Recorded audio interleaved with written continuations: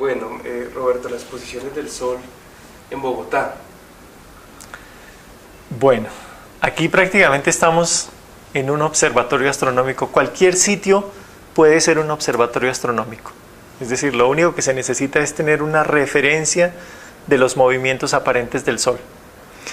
Esos movimientos aparentes del Sol se dan por la rotación de la Tierra alrededor del Sol.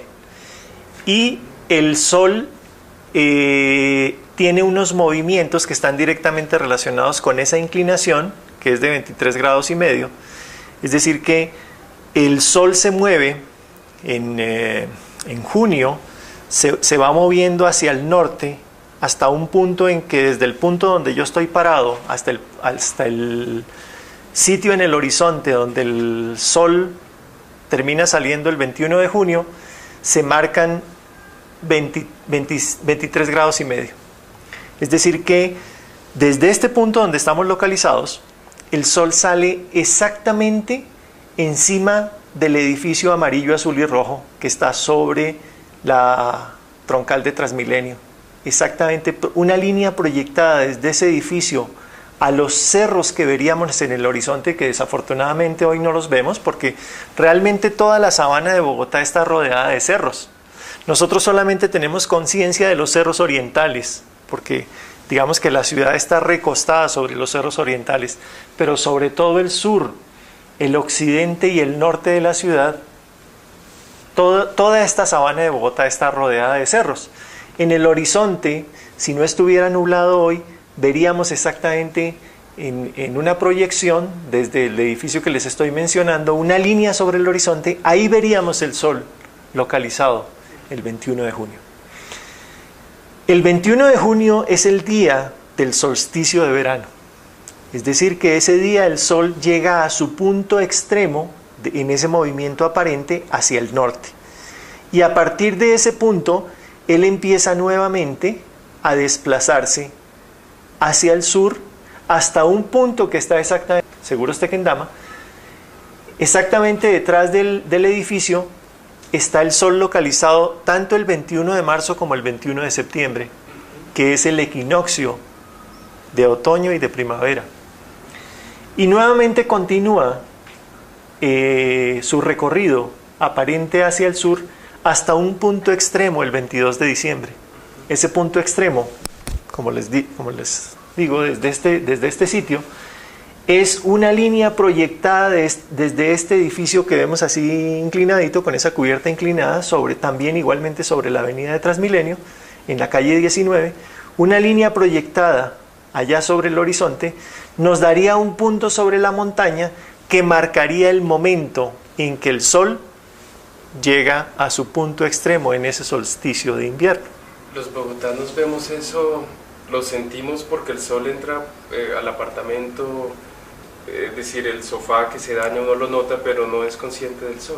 Exactamente, no es consciente. Desafortunadamente hemos perdido esa capacidad de observación de la naturaleza. Realmente en esta vida moderna, dentro de estas ciudades tan complejas, esa observación del Sol ya no se hace. No importa si el Sol sale o no sale, no importa si la luna sale o no sale. Pero igualmente esos eventos siguen ocurriendo. Y siguen ocurriendo y además marcan etapas que de alguna manera son marcadas dentro de algo que llamamos las estaciones. Unas estaciones que no son tan marcadas como las estaciones en los países del norte o los países del sur, pero igualmente cuando el Sol llega a su punto extremo hacia el norte el 21 de junio, de alguna manera ahí empiezan unos periodos de lluvia. Y inversamente, cuando el Sol llega a su punto extremo hacia el sur en el solsticio de diciembre, empiezan a marcarse unos periodos de verano. Entonces, independientemente de que haya estaciones o no, asimismo para las culturas prehispánicas, esos puntos marcaban unas actitudes que el hombre debía asumir frente a la naturaleza. Bueno, paremos. Estoy grabando, 3, 2, 1. Bueno, entonces hablemos, Roberto, del modelo de ocupación territorial de los muiscas en la sabana de Bogotá. Bueno, nosotros hemos venido trabajando desde hace ya varios años un modelo, tratar de buscar cuál era el modelo de ocupación territorial de la Sabana de Bogotá. Ese modelo de ocupación territorial responde a una visión cosmológica que tenían estas culturas. Y fundamentalmente basados en los estudios que han hecho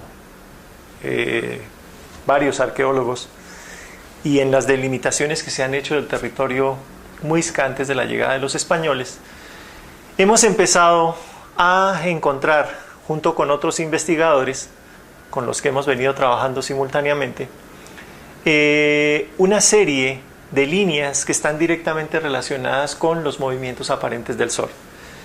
Para estas culturas, el Sol era un dios muy importante, igual que la luna, igual que las estrellas. El Sol, la luna y las estrellas tienen un movimiento que va de oriente a occidente. Y ese movimiento, de alguna manera, está determinado por la inclinación de la Tierra y por el movimiento de la Tierra alrededor del Sol. Igualmente por el giro de la Tierra sobre sí misma. Ese fenómeno físico genera una condición astronómica en la Tierra que tiene que ver con esos movimientos aparentes del Sol que tienen unos puntos extremos en los solsticios, tanto los solsticios el solsticio de diciembre como el solsticio de junio. Esas líneas están marcadas sobre este territorio, que era el territorio que ocupaba el Zipa. Para los muiscas existían dos grandes caciques, dos caciques mayores, que eran el Zipa, que ocupaba parte de lo que es hoy el departamento de Cundinamarca, y el Saque, que ocupaba parte de lo que es hoy el departamento de Boyacá, que es lo que se llama el altiplano cundiboyacense. Ese altiplano cundiboyacense estaba ocupado por toda esta cultura muisca, y los poblados, lo que hemos encontrado es que los poblados prehispánicos, que eran muchos más de los que aparecen aquí, porque la forma de ocupación de los muiscas no era la forma de ocupación española. Las ciudades españolas eran ciudades concentradas, porque esas ciudades concentradas permitían una dominación.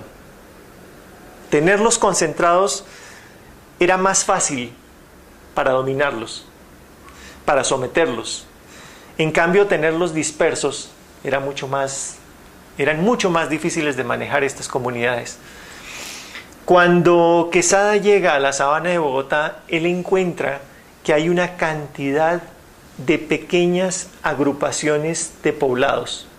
Es decir, que los caciques tenían sus cercados y alrededor de esos cercados había una serie de habitaciones y había muchísimos dispersos. Es decir, que la forma de agrupación de las poblaciones prehispánicas eran concentraciones dispersas, ¿sí?, sobre toda la Sabana de Bogotá.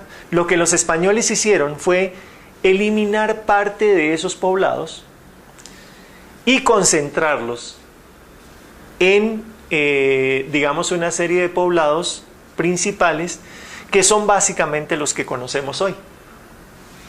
En este plano, lo que se muestra es un modelo de ocupación territorial que está basado en la cosmología muisca.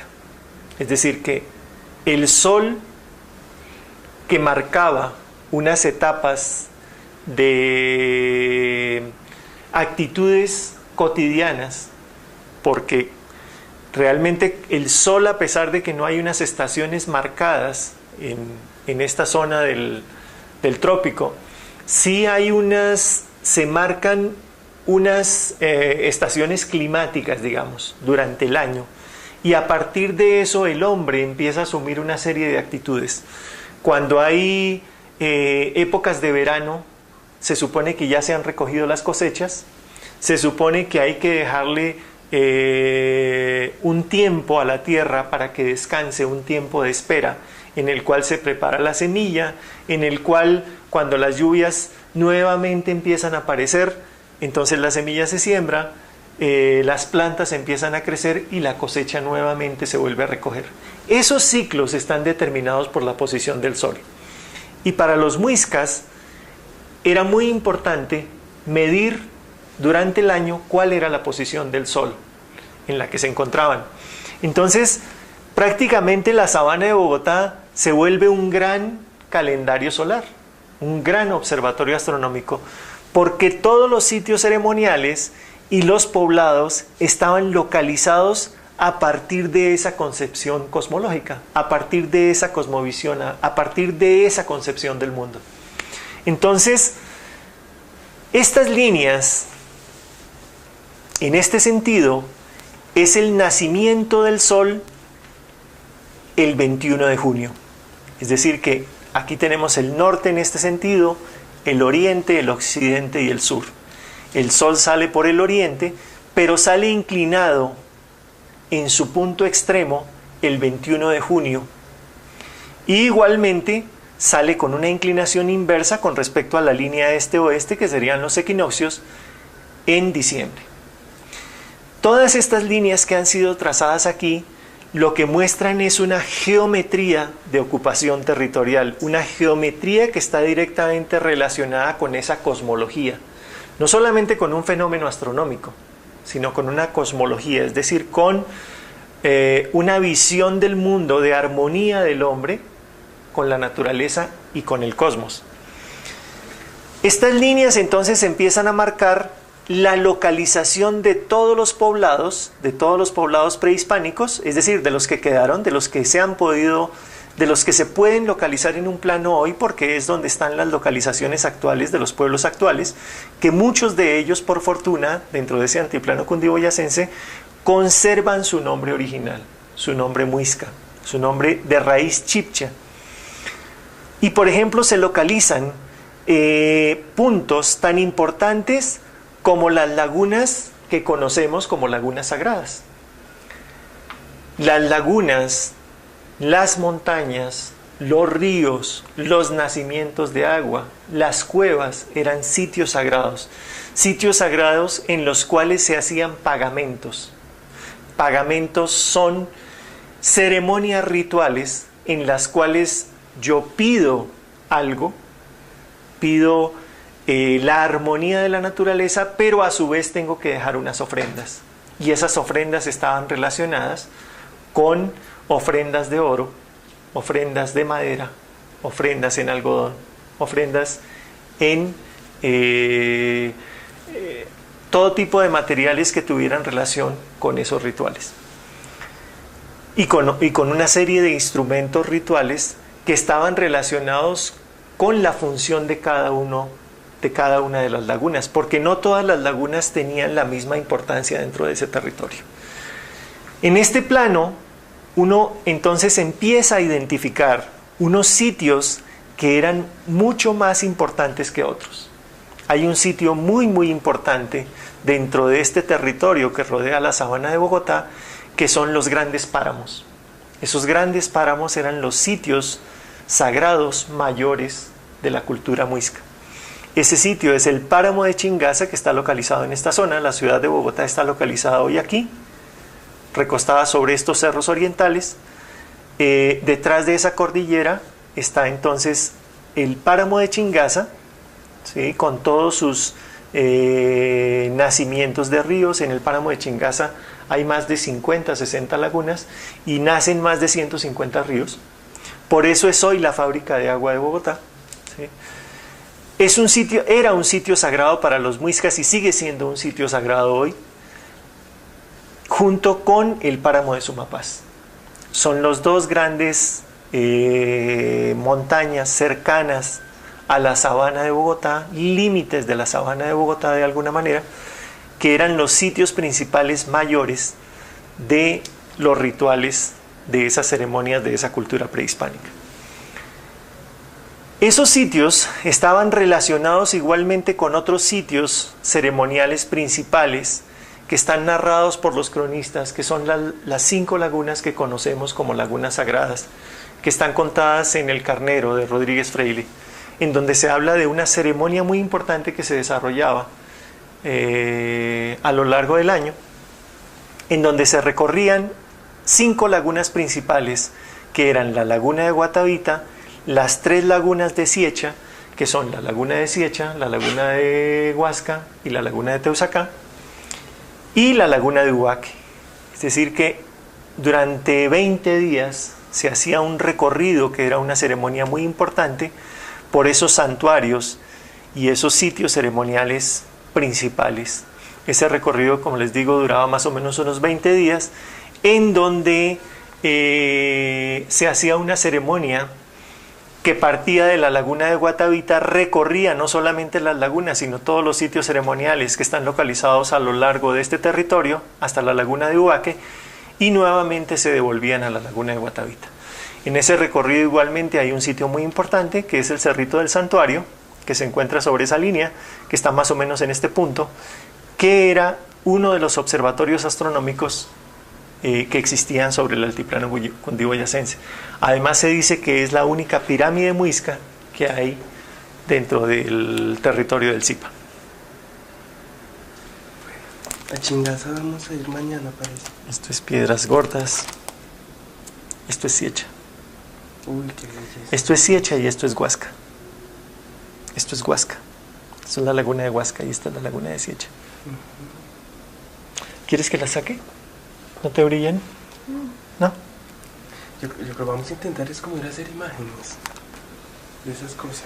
Mira, esto es el pueblo de Huasca visto desde la laguna de Siecha. Desde la laguna de Huasca. Esta es la laguna de Siecha. Y esta es la laguna de Teusacá, que es preciosa también. La laguna de Teusacá es hoy conocida como Suramérica. ¿Suramérica? Es la que se conoce como Suramérica hoy. Y la laguna de Huasca se conoce hoy como Fausto, la laguna de Fausto. Realmente si uno va a Siecha, le dicen, mire, esta es la laguna de Siecha, Fausto y Suramérica.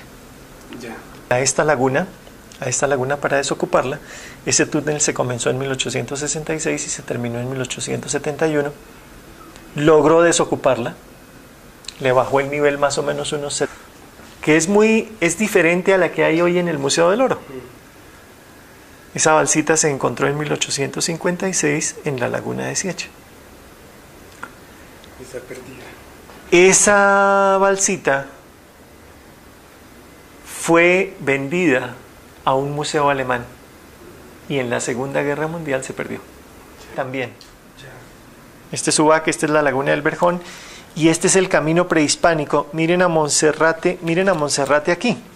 Esta es la iglesia de Monserrate y este es el camino prehispánico.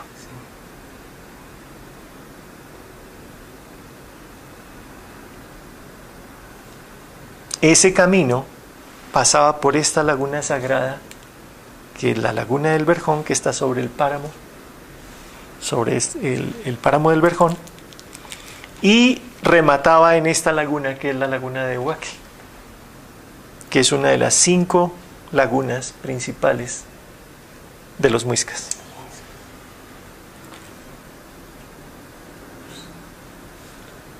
Además que ese color que tiene Guatavita es la esmeralda más grande del mundo, porque por ahí entraba el cacique. Él venía del santuario que estaba detrás, donde está hoy esa pequeña capillita. Él entraba por ahí. Listo, grabando 3, 2, 1. Roberto Santos. ¿Cómo asume Roberto el oficio de arquitecto hoy en el contexto de estas investigaciones? Bueno, realmente todas estas investigaciones han partido de la arquitectura. Es decir que como arquitecto realmente hemos venido asumiendo una posición de recuperación de memoria histórica. Es decir que la arquitectura tiene que contribuir a esa consolidación de la identidad como bogotanos y como colombianos. Entonces, en esa medida, con estos modelos de ocupación territorial prehispánica, básicamente lo que hemos hecho es tratar de ver cómo ese hombre prehispánico, a partir de su observación de la naturaleza, era perfectamente armónico con todo su entorno. Esto igualmente con la arquitectura se viene haciendo desde las civilizaciones más antiguas. Si uno ve los egipcios, los mayas, los romanos, todas estas civilizaciones, básicamente lo que hicieron fue tratar de ser lo más armónicos con ese entorno. Es decir, que cualquier intervención del hombre en la naturaleza básicamente lo que hacía era tener en cuenta esa geometría de la naturaleza para generar unas formas y unas estructuras. Igualmente arquitectos contemporáneos lo han hecho. Uno de los más famosos, Gaudí, Antonio Gaudí, el famoso arquitecto catalán, y digamos que más recientemente Le Corbusier. Le Corbusier básicamente trabajaba toda su arquitectura a partir del manejo de una geometría de proporciones armónicas, basada en la proporción áurea. La proporción áurea ha venido siendo manejada desde los egipcios. Igualmente en el Renacimiento, Leonardo da Vinci, a través del famoso dibujo del hombre, que más que un dibujo era una filosofía. Es decir, el dibujo realmente lo que representa es una concepción del mundo. Una concepción del mundo en donde el hombre, igualmente por hacer parte de esas leyes de la naturaleza, en sus obras debe ser perfectamente armónico con ese entorno. Entonces básicamente a lo que tiende esta arquitectura es a tomar unos conceptos de esa armonía del hombre con la naturaleza, del hombre prehispánico, del hombre muisca, buscando que esas formas y esas geometrías sean armónicas con el entorno, pero a su vez produzcan una arquitectura contemporánea. Es decir, que podría pensarse que quien maneja conceptos prehispánicos para hacer arquitectura contemporánea tendría que hacer una arquitectura que solamente esté conformada por materiales ancestrales, por pajas, por maderas, por piedras, por este tipo de elementos. Y no es así. Realmente la arquitectura que nosotros estamos manejando es un lenguaje contemporáneo, estructuras contemporáneas, pero adaptando todas estas investigaciones a una arquitectura que responde a un momento específico, que es el momento de hoy, con las necesidades de hoy. Esas ideas que está mencionando Roberto nos hacen pensar en la ciudad que estamos viviendo ahora como una especie de catástrofe, digamos. Pues realmente las ciudades de alguna manera no han sabido responder a esa armonía con su entorno. Hay muy pocos ejemplos de arquitectura que realmente lo hagan. De alguna manera, por ejemplo, la arquitectura de Salmona es perfectamente armónica con su entorno. Tiene unas formas geométricas que igualmente se integran con el paisaje, pero en general la mayoría de la arquitectura rompe totalmente con ese paisaje y utiliza unas formas y unas geometrías que de alguna manera no son las formas que armónicamente se podrían integrar dentro de un paisaje, ¿sí? Ni dentro de las formas de la naturaleza. ¿Esta idea de ciudad podemos rastrear sus orígenes a la llegada de los españoles? Claro, de alguna manera la concepción de la ciudad española era totalmente diferente a la concepción de las ciudades prehispánicas. Las ciudades prehispánicas tenían un impacto muchísimo menor sobre el medio ambiente. Estaban absolutamente dispersas en ese territorio y el impacto que causaban era muchísimo menor. Las ciudades hoy, por su concentración, por sus densidades, por todos los impactos que pueden generar sobre el medio ambiente, son demasiado altos y rompen totalmente con una diferenciación muy grande entre lo que llamamos hoy las zonas urbanas y las zonas rurales. Eso para la ciudad prehispánica no existía, porque lo urbano igualmente estaba integrado con lo rural. ¿Cómo era esa idea española de lo demoníaco? Bueno, realmente para los españoles nunca se comprendió en profundidad la concepción del mundo que tenían las sociedades prehispánicas, porque no había tampoco ningún interés en comprenderlo. Es decir, realmente estas culturas fueron subvaloradas. Realmente el único interés que había de ese contacto, de esa conquista con estas otras culturas, realmente era un interés de saqueo, exclusivamente de saqueo. Lo único, las colonias realmente para lo único que interesaban era para obtener beneficios económicos de ellas. Y no había ningún interés en conocer cuál era su cosmovisión. Entonces, a partir de eso, realmente lo que se hizo fue satanizar.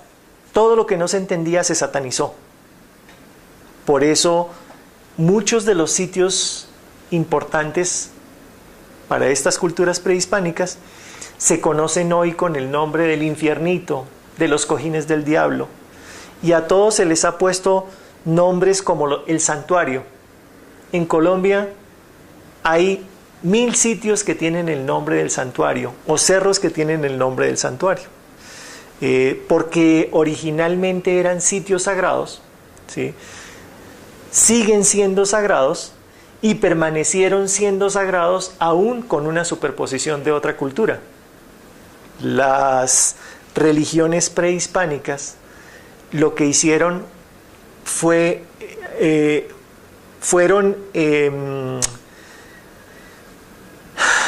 las culturas prehispánicas fueron arrasadas y sobre ellas se superpuso una trama geométrica con otra concepción del mundo y con otra religión, que era la religión cristiana. Una última pregunta, aprovechando un poco, Roberto, para mirar hacia el siguiente programa nuestro. Bogotá tiene un área rural muy grande, en otras partes, pero en el Sumapaz es muy ejemplar. En las áreas rurales de Bogotá quedan restos de esa memoria prehispánica en la mentalidad de los campesinos. Infinidad de sitios. Lo que pasa es que no los vemos. Realmente todos estos sitios sagrados y toda esta lectura que podría hacerse de esa gran civilización prehispánica todavía están presentes. Es decir, realmente lo que nosotros hemos hecho tratando de interpretar ese modelo de ocupación territorial es intentar leer esos vestigios que todavía están presentes pero que no hemos sido capaces de verlos. Pero hay infinidad de ellos por todo el territorio, tanto dentro de Bogotá como en las zonas rurales. ¿Dentro de la parte urbana también? Dentro de la parte urbana también. Hay una tesis, entre otras cosas, hay una tesis de un estudiante de antropología que creo que es de la Universidad de los Andes, si no estoy mal. Te puedes averiguar el dato con Héctor Llanos. Él identificó dentro de Bogotá sitios que todavía, es decir, sitios prehispánicos a partir de los cuales se puede hacer una lectura de esa geometría de ocupación territorial. Y los identificó dentro de un plano, y su tesis, Héctor, él en algún momento me la mostró. Tiene la ciudad de Bogotá con las vías trazadas, y al lado de las vías todavía existen vestigios de esos sitios que pueden ser perfectamente alineados dentro de este modelo de ocupación territorial. Dentro de la ciudad de Bogotá. Bien interesante. Sí. Muchas gracias.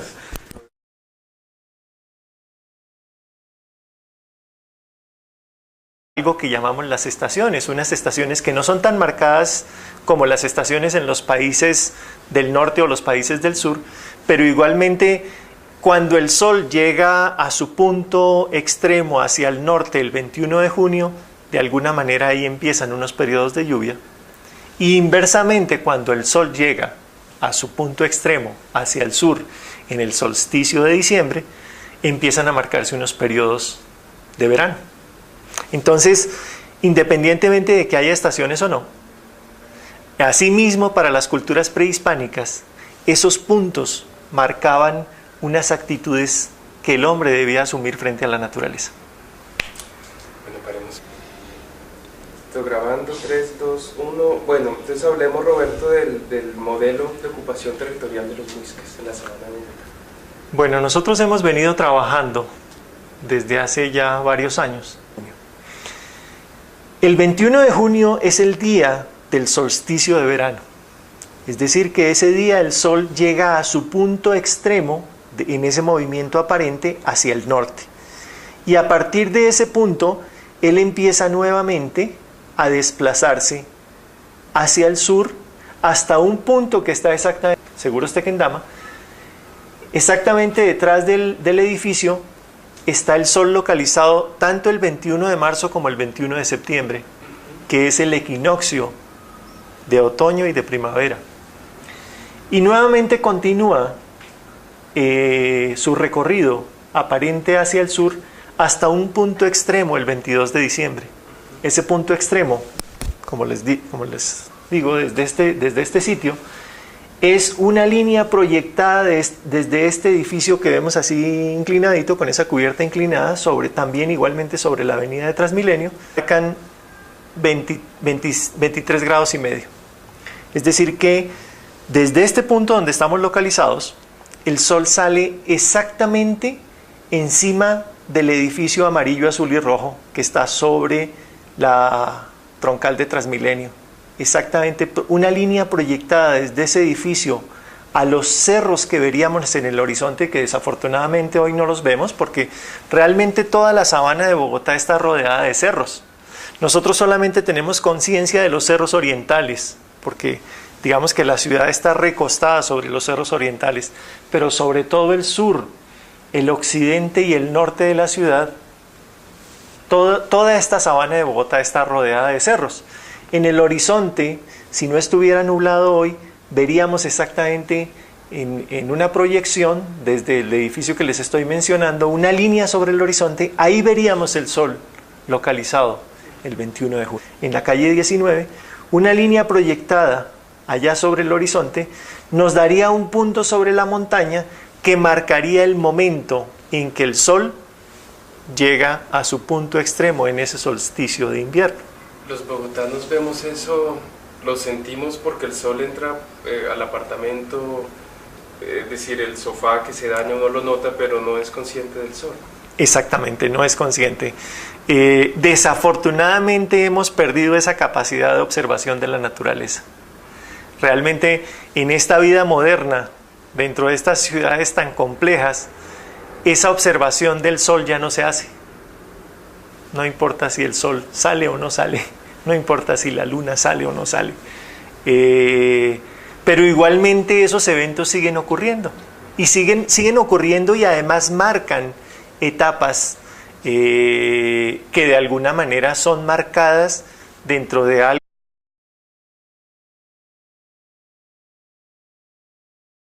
Bueno, Roberto, las posiciones del sol en Bogotá. Bueno, aquí prácticamente estamos en un observatorio astronómico. Cualquier sitio puede ser un observatorio astronómico. Es decir, lo único que se necesita es tener una referencia de los movimientos aparentes del Sol. Esos movimientos aparentes del Sol se dan por la rotación de la Tierra alrededor del Sol. Y el Sol tiene unos movimientos que están directamente relacionados con esa inclinación, que es de 23 grados y medio. Es decir que el Sol se mueve en junio, se va moviendo hacia el norte hasta un punto en que desde el punto donde yo estoy parado hasta el sitio en el horizonte donde el Sol termina saliendo el 21 de junio, se marca